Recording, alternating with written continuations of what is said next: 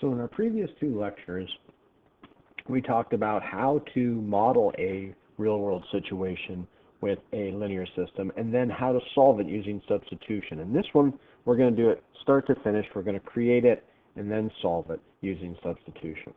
Right?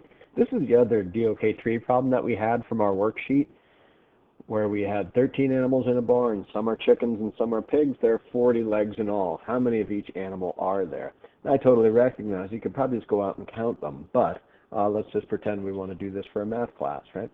So again, first thing we want to do when we're creating this system is identify what do the variables represent, and there it is. It tells you that the only actual question in this word problem is how many of each animal are there.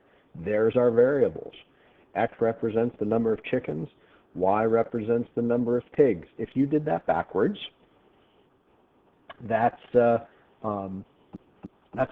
as long as you do the whole rest of it following the same with the same assignment of X and Y. Right? So what else do we know? We have 13 animals here and 40 legs in all. Okay, these are both our totals, right?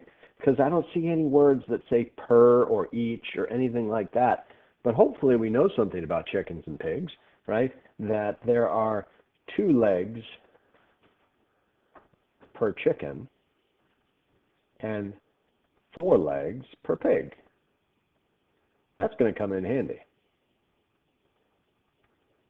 So now we've got all this information. Some of it's given to us, and some of it's just kind of basic knowledge about farm air and animals.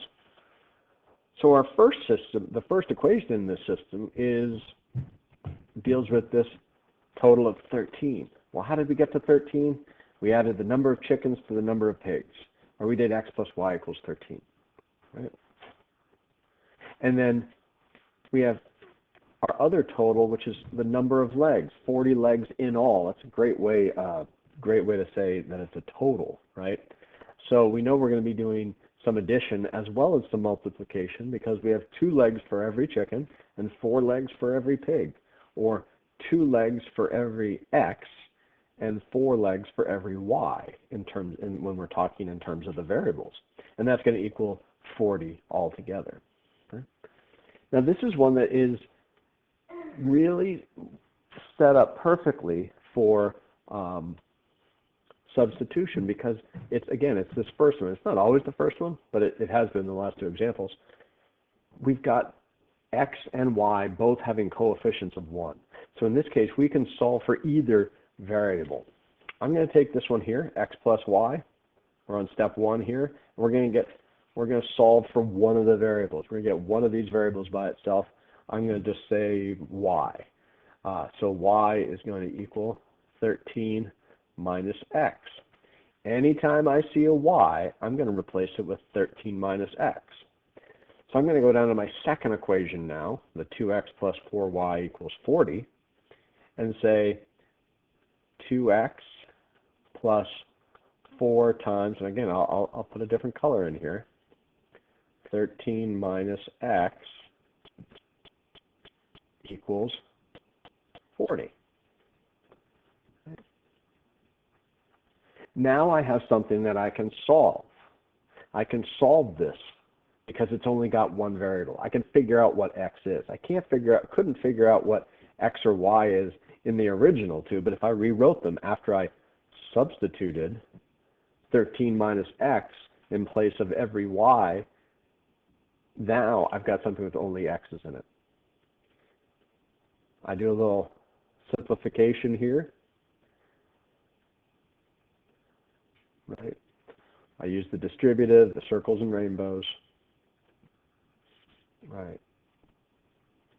And if I do that, so if I combine the like terms, 2X minus 4X, that's a negative 2X. Uh-oh, that can't be good. No, it's not that bad, because look what happens when I subtract 52 from both sides. Right? I get negative 12. And now we're in a good spot, because when I divide both sides by 2, or negative 2 rather, I get positive 6. Right? So I know that there are 6 chickens. Again, probably could have figured that out just by looking, but I can move pretty quick, I guess. So how many pigs are there going to be? Well, when you have something written like this, when you know there are 6 chickens, I'm going to take out the x and put 6. 6 plus y equals 13. Y is equal to 13 minus 6, or 7. There are 7 pigs. I don't know why I wrote it like that. Pigs.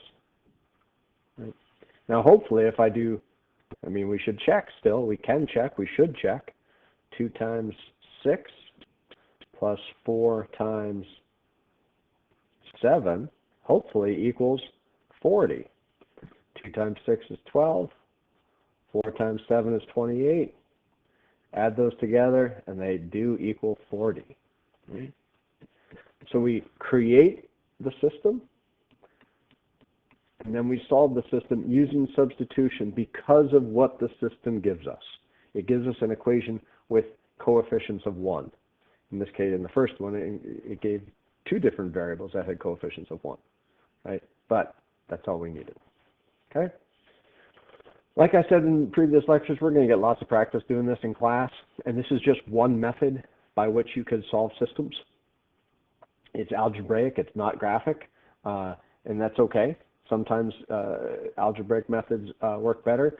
My goal is to give you as many different options to solve these things as possible, so you have as many different ways to accomplish this goal as possible. We'll get plenty of practice on this in class. Please let me know if you have any questions. I hope this helped.